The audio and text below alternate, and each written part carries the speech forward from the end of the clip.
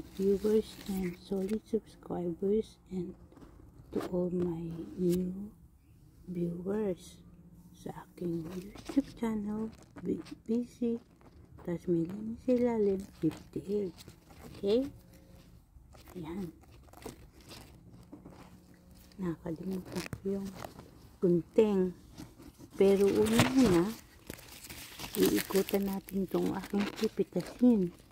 Kumpol-kumpol na ubas, black grapes. Itim na ubas.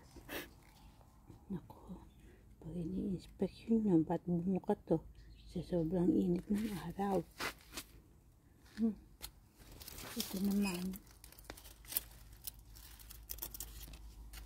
pwede na rin mag-stain. Wala pa kasi ito, pwede na ipitin.